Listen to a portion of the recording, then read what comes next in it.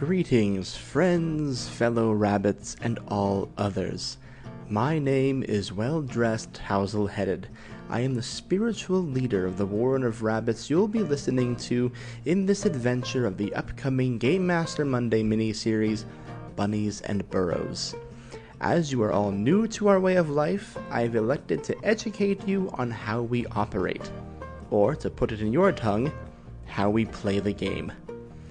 Each of our rabbits at the point of their birth, or as you would say, when they are created, are given 8 characteristics, or stats. They are as follows: strength, associated with physical prowess; speed, associated with movement; intelligence, or their ability to be clever, smart, and having situational awareness; agility, associated with dexterity; constitution, the ability of a sound mind and healthy body; mysticism, or their sixth sense and gut feelings; smell, associated with finding secrets; and charisma, associated with communication. Every rabbit, seemingly at random like the roll of the dice, is blessed to be a master of one of these abilities by the forest gods above. Whatever a rabbit is best at, that is what becomes their job. Some of you may think of this more as a class, but here in our warren, we call it a job. Strong rabbits are fighters, speedy rabbits are runners, intelligent rabbits are scouts, agile rabbits are mavericks, rabbits with a strong constitution are empaths, mystic rabbits are seers, rabbits with a keen sense of smell are herbalists, and charismatic rabbits like myself are storytellers. These jobs are preordained from on high and will be the rabbit's defining feature for all of its life, though some may make the choice to strengthen other areas of their mind and body. Through life, they may earn what are called advancement points from on high. They may choose to spend these however they wish on any ability of their choosing. Each ability has a specific level associated with it. For example, a strong fighter bunny will be born with 1 level in fighting and 1 level of any other ability of their choosing. To assign it a numerical value, this would mean that bunny could add +1 any time they wish to use their strength. This will be added on to whatever modifier they may already have in that ability. As they earn advancement points and spend the needed amount to advance that level, they can increase its value. So let's say one of our fighters, Rex Angora, was born with a base of 16 in strength. He already has a +3 in that ability. Being a fighter, he is born with level 1 in strength. This adds a +1 to his already existing +3 for a total of +4. During his life, he has earned 2 advancement points, and chose to spend them both to advance his strength as the gods foretold. Since it requires 2 advancement points to advance to level 2, he now has an additional +2 in strength, meaning any time he does something involving his strength, he can add +5 to whatever he rolled, if you will. This will happen during our story.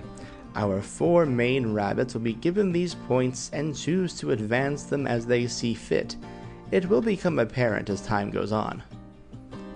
Our world is dictated by the fate of I believe you call it a D6, but we do not use this terminology.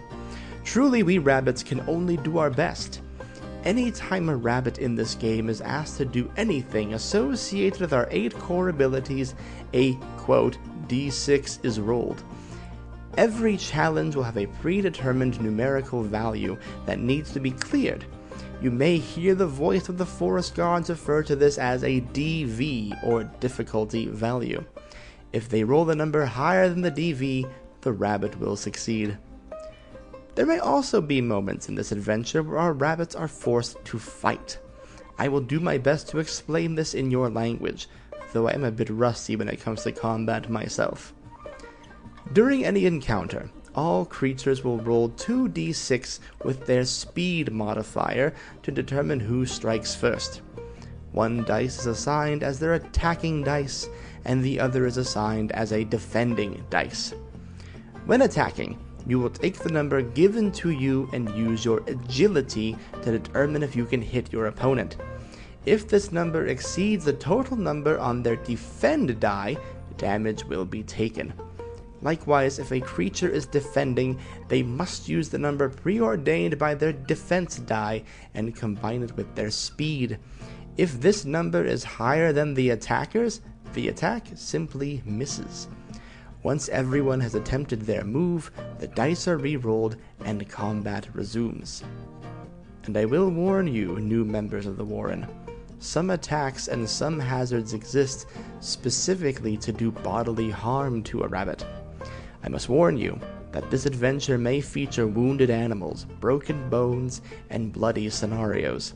If this disturbs you, as it does many in our burrows, I turn back now. If any creature's health falls to 0, they pass on to the next life.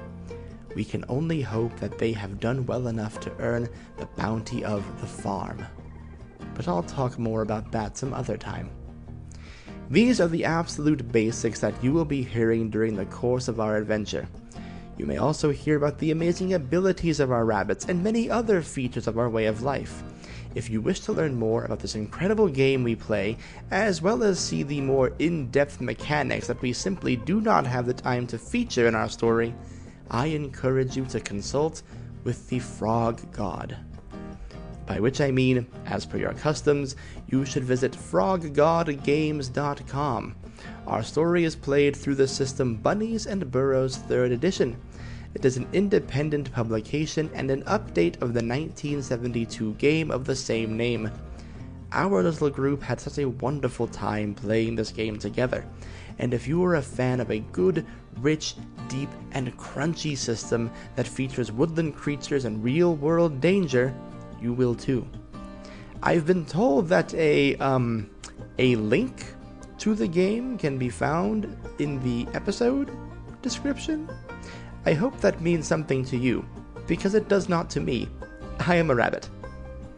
That will conclude this week's sermon. I shall see you all here next week, where we will continue our discussion on the will of the forest gods.